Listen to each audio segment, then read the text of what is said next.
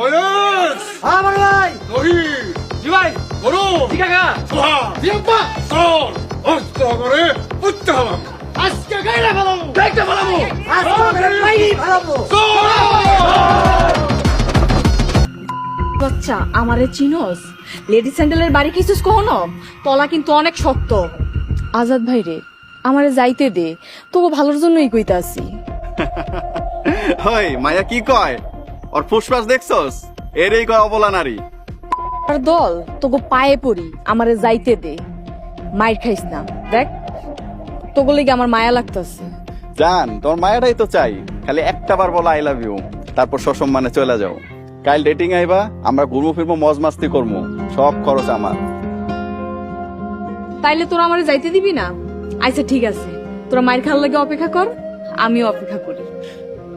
তোগুলোকে বক বক করতে করতে আমার গলা শুকায় গেছে। পানি আছে? না আমার কাছে পানি নেই।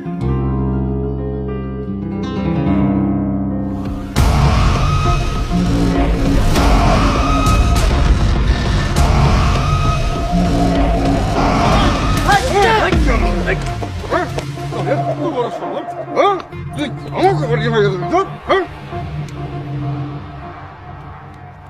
সাইরাতেন ভাই তোর তন্নি, তোর কিছু হয় নাই তো মা?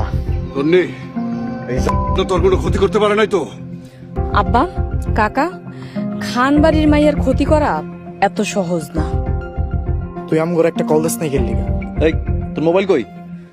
আমার মোবাইল তো এই পকেটে আগেই নিয়ে রাখছে। ফোন তোর পকেটে, পিছনের পকেটে।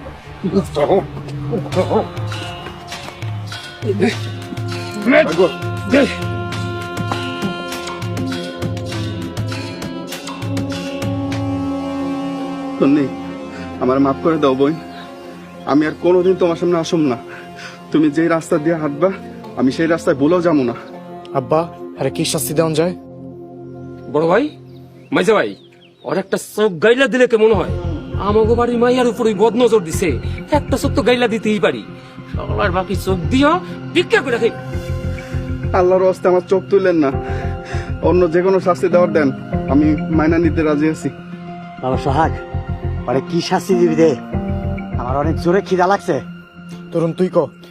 আরে তুই কর, তুই আমার থেকে 3 মাসের বড়। তোর গলাটা দরিদ্র জুতার মালা পরে সারা গ্রাম ঘুরাইলে কেমন হয়? তুই সারা গ্রামে জুতার মালা পইরা ঘুরবি আর কবি তুই একটা মায়ের লোকে বিয়াদবি করছিস, এটাই তো শাস্তি। রাশেদ তুই ওর লগে থাকবি, যদি ও কোনো উল্টা পাল্টা করে তুই আমার কবি। আচ্ছা ঠিক আছে,